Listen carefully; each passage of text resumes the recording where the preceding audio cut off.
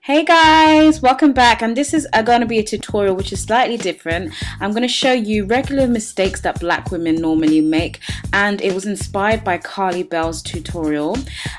Excuse my pepper grains, I know you're going to comment. I'm due to take out my hair, okay? Cut me some slack. Anyway, this is my good side and this is going to be my bad side.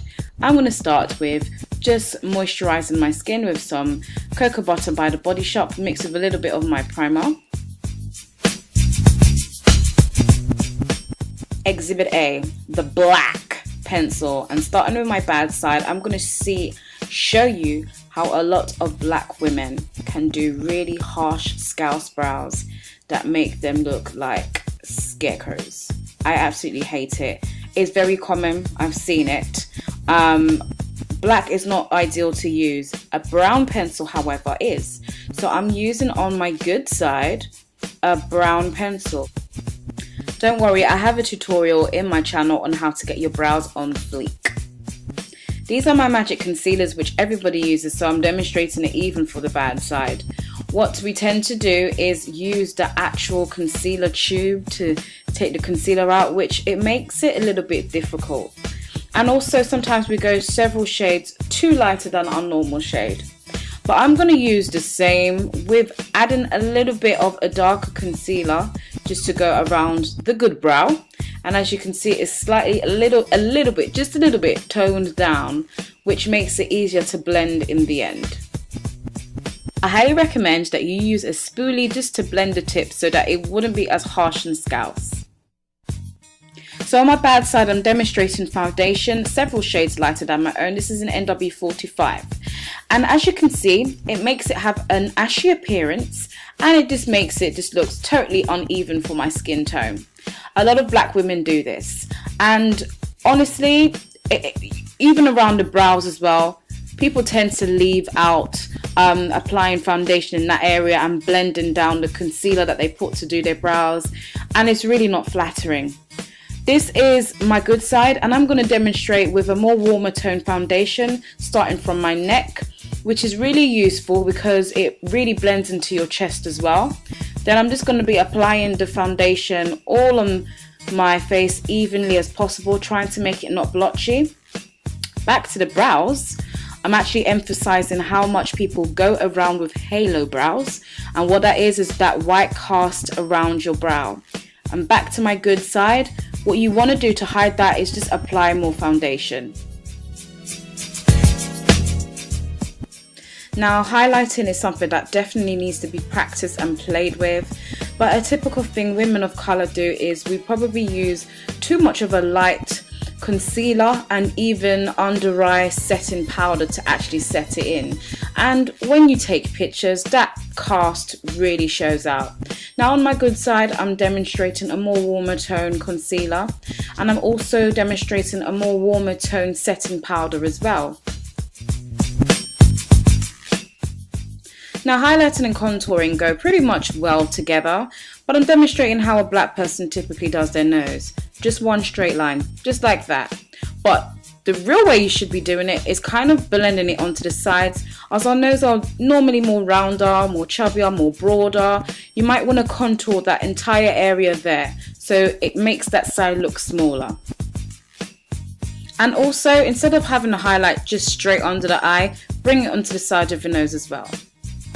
Now, powder is what makes foundation look cakey, and if you use a sponge like this and you drag it just like this, kind of just smearing it on, that's what makes it become ashier and more cakier, and clearly it just makes it look unflattering. Now I'm using a warmer tone powder and a powder puff again, but this time I'm going to dab it on to the areas where I applied foundation, and it kind of just makes it have more of a natural finish. Also, do not forget to get a brush, either a clean brush or something with less product on it, and just blend, blend, blend, blend, and blend some more. So we're done with the base really. Just check out this side compared to the other side. Now for your eyeshadow, people tend to use a bit too much of a light eyeshadow for the brow bone highlight. And also, I think for the eyeshadow as well, people forget to use primers and bases and they just slabber it on without even applying a transition shade or even a bridge color. Now for my good eye, I'm applying a nude subtle tone, more warmer toned brow bone highlight. I'm also not forgetting to apply a primer and a base. And then I'm going to be applying a transition shade in between my crease area and also kind of like a bridge color. For my eyeshadow, I'm keeping that gold eyeshadow on the lid only. And then I'm going to be really getting a blending brush and blending it all out. It will make your life easier if you just used a liquid liner to apply a winged liner to your top lash line. Using a kohl pencil, unless you are actually a little bit more of an expert, it just makes room for mistakes. So try and use a liquid liner to make your wing line. Now for mascara, we always abandon our lower lash lines. Don't worry, I'm guilty as well. But it's something that we should try not to avoid. There's so much mascara mistakes that we can actually make, to be honest, like spider lashes and everything. And to be honest, these are general mistakes that all women make, not even just women of color. For my good size, I'm using a pen liner, which makes it so much easier, especially if you're a beginner, to actually do a winged line. It's more precise and a little bit more smooth and easier to control. Now on the water lash line, you want to pull down your eye and then apply the product. Also, back with a blending brush with your eyeshadow, don't forget to actually blend the inner corner. Lashes. Oh my god, this is a serious topic, ladies. Some of us are not waiting for the glue to dry, so it's honestly slipping off our actual eyelash, and that looks really, really bad. So what you need to do is have a little bit more patience, allow it to dry and get tacky before applying it onto your eyelashes.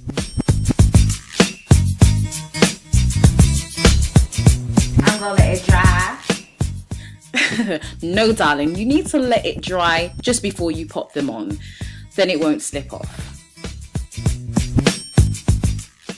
Now with your glue, you want to pull it onto the back of your hand or a surface, pick it up with your tweezer and then gradually apply it onto the lash. And then you want to wait for it to dry a good 30 seconds to even 1 whole minute, and then look down into a mirror and place the eyelashes right on your lash line, not your lashes itself, the line. Don't worry, these glues are they're actually created so that they wouldn't affect your eyes, so don't worry. Now of course you can go back with your mascara if that's how you do your lashes. Sometimes people do it before they apply their lashes, and you just want to blend it in together seamlessly. Now back to mistakes on women of color. When it comes to blush, you either put on too much like this, or you get the totally wrong shade and it becomes like this kind of peachy, ashy sort of. I wish I could have demonstrated, because both of them are quite necessary for me to demonstrate on the mistakes that we make. But you need to get a subtle tone. Now on my correct side, I'm just going to tap off the excess with the same blush, and I'm just going to gradually build it up onto the apples of my cheek and then drag towards my hairline. In some cases, some people just leave it on the apples, but that's fine. Contouring. Now it depends on your shade. Sometimes people get too much of a dark shade. Sometimes it can make you have kind of like a very burnt looking appearance, so you might want to consider the shade that you're going to use to contour, not too dark like this one. So I've taken a lot of the excess off, and I'm just going to apply on my good side now, more of a subtle tone contour, which obviously can be seen, but it doesn't scream I'm contouring. Okay, and lastly, the lips. Using nude shades like this, oh my days, this can be an issue because sometimes it looks like you've either had a sugary donut or your lips are chapped and it looks very ashy, unpleasant, and I'm sorry, I don't know why I'm blowing you kisses, but you get the point. I'm just going to demonstrate on how to wear a nude lip so it's more flattering for a woman of colour. You might want to use a brown lip liner to start off with.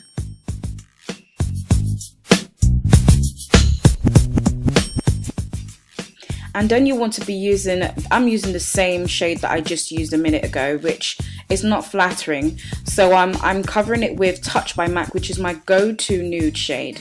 And as you can see, it's just a little bit more sweeter, more subtle and more appealing. So this is my good side, and it's a little bit more warmer, more blended properly, and obviously more flattering. And of course, this is my bad side, slightly more harsh, a bit overdone. Less is more, honestly. And if we can get that, we're going to be going places with our makeup. Anyway, I hope I didn't offend anybody. If you notice my nails are battered, I think that's a mistake that I've made. Have a lovely day. I love you all, and you see me on my next vid.